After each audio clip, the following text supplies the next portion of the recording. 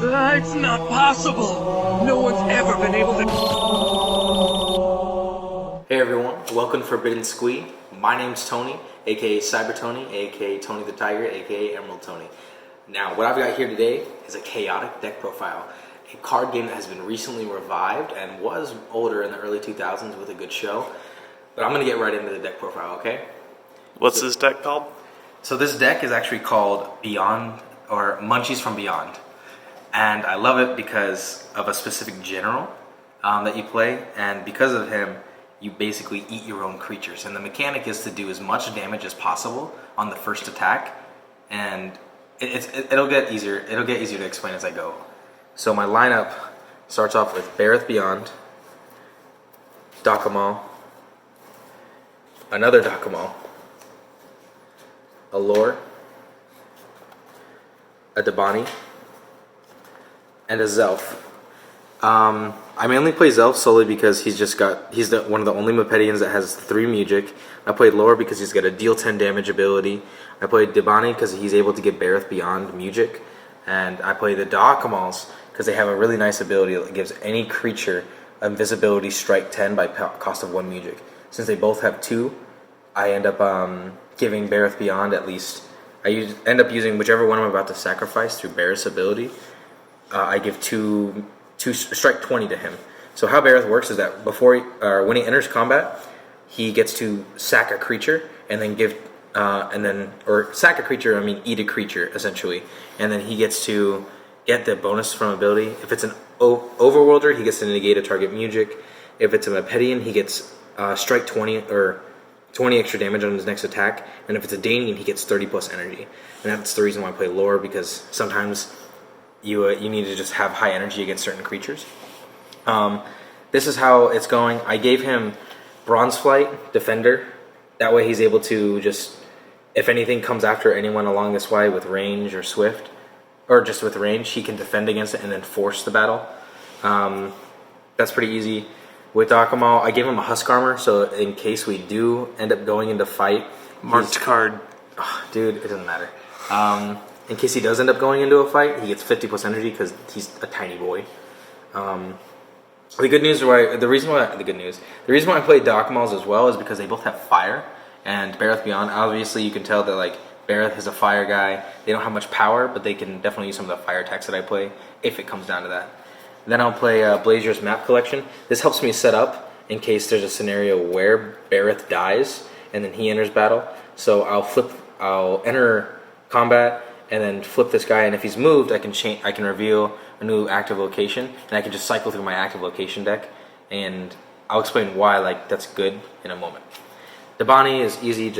He's one of the first creatures that I kill and eat because lightning canisters actually, when they get sent to the discard, even if they're face down, they still deal 5 damage to a creature. So after Debani gives Barath 2 Music, he eats him, and then it deals 5 damage to a creature.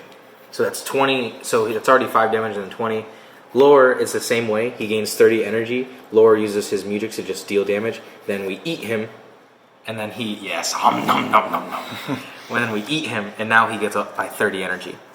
Zelf is given a Heptad's Crown solely because I need Zelf to be able to play specific Music from other tribes. Those specific Music we're going to get into right now. You're only allowed to play 6 Music in Chaotic. So what I do is I play Song of Revival. I would probably play another one if I had another one, but maybe it's a little too costly because of what it does. I'm going to use it. Essentially, it's if Barath Beyond dies, I'm going to bring him back. And I just need him to survive, and he's the first guy that I attack with. Then there's Caster's Warsong. If I only have 1 Muge on the team, and that's Lore. I use Lore with Caster's Warsong to deal 15 damage, then use Lore's ability to deal 10, and then he stays alive because he still has 10 energy left, and then Barath eats him. So that's 15 plus 20, so that's a 35 damage, and then Barath shoots up to a 90 health. That's really good. I played 2 cannon, not 3. You're only allowed to play 2 in this game. 2 cards of anything, unless they say unique or legendary. But I played 2 Cannon of Casualty. It's the best push for damage Underworld so Music. Good. Yeah, deal 20 damage. With 2 of these, you can code most of anything code means kill in chaotic terminology. You can kill almost anything in their back line, and that's really, really good. And then the ones that I play for Zelf is Defender Song. Defender Song, so this is usually the lineup for Zelf. If Zelf ever needs to play it, he can play these two, because Heptite's Crown won't kill him, and he'll end up with 0 music left after these two. And then if all else fails, and I need to use this, I play Song of Shelter. So they're really good music that turn damage back on the Barath Beyond, or that turn, or that essentially like make his ability useless, or essentially target anyone that like can help him. So the goal is to protect whoever does that. So that's either going to be used by Debani or Zelf himself. So this is mainly the lineup. It's a Power Ranger lineup, if you can see that. It's pretty nice. I like that. But that's most of this deck. Oh, no, I didn't. How often do you code back row creatures with double cannon casualty? Sometimes I don't need to. I've actually done the math and how much damage I can push out. If I were to use every single resource I had and I were to do it, and I were to do it all in succession, and I opened the best attack card that I had, then I can push for 150 damage on one creature. Now, there's only one creature with 150 health, and that's Koror, and he's a war beast that kills himself, that has recklessness 50. So I don't really need to do that. But if that was Unless the you case, I could slash just kill him. claws for 105. Yeah, and that's why we don't want to get slash clawed. Most Mipedian decks, or Mipedian decks that can play it, play Fighter's Fanfare. It's a music that reverts the attack back to you. So it's basically a no you. I don't like that. That's very dangerous, especially for me. Like I essentially lose to that. And my lineup is actually really simple, because it's just my location lineup. You get 10 locations. It's really simple. I didn't really organize them before this, so that's pretty bad on my part. Play 2 Storm Tunnel. Air attacks deal an additional 5 damage. Most of my attacks are from Underworlders are going to be air and fire and power. Initiative is power. Barath's got 80 plus power, or 80 power, which is really good. That's just not a lot of things are going to get near him unless I'm up against an Underworld deck as well. I also play Kordak Falls. I'm trying to make sure you have the least amount of health as possible. So Kordak Falls is going to decrease you and decrease me, but I don't mind because I'm going to be hitting you as hard as possible. The next one is Ravenaw's Ridge, and this is interesting because I probably play something other than this if I had them, but because of this, any creature with air may look at the top 3 cards of your deck and put one of them on the top and then the other on the bottom, which means I get to choose which attack card I want. That's really good for letting me pick the damage that I want. And then I play a lot of 1-ofs because I didn't have these cards in multiples. So Underworld Coliseum, initiative is speed. His speed after his battle gear ends up being 100, which is really, really good. I love that. And then there's... I love you. Oh my gosh, thank you. I love you too, man. And then I play 1 Underworld initiative, which is probably bad, except for Kordak Falls. I play 3 Underworld initiatives. I like this. First creature to lose an elemental type it loses 10 energy. I play the attack cards that make me lose an elemental type, but if an opponent starts using that and trying to kill me, then Barath can really start pushing for damage. Crymorph Barricades. Creatures with Defender gain an additional 5 attack damage. And then Mirage, that ability, how Mirages work for locations, I get to put them underneath. So if I flip this the first go, I love it. I get to just immediately give Barath Beyond a Defender ability without Bronze Flight. Without Bronze Flight having the necessary requirement of my opponent having range or swift. That's really good to me. I really wish I had another one, but my friends are using it right now. And then I've got the Pits, initiative is fire. All creatures gain outperform power 5. That means I'm going to do an extra 5 damage on my power attacks. So locations don't really factor into that math that I did earlier, by the way, to deal 150 damage. I also didn't order my attack deck like a freak. Do you use deodorant in the pits? Yes, we do. For my zeros cost, it's a very my attack deck is very standard. I don't think I play anything higher than a 2. I don't actually. So I play 2 Incinerate. That's the one that makes you lose fire if you have it. I play 2 Malevolent Blast. This lets me cycle. The finisher. Yeah, that's the finisher. Like if I only use this if I'm about to just kill someone at the end.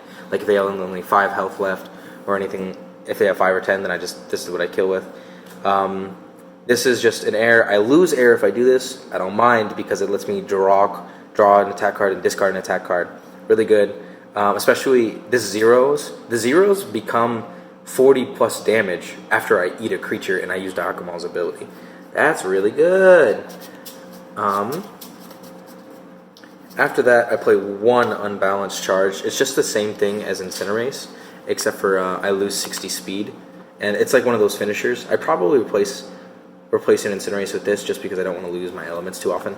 And I don't mind losing my speed because not a lot of my attacks are based on speed, but some of them are. Actually, that may be a lie, but we'll work on it.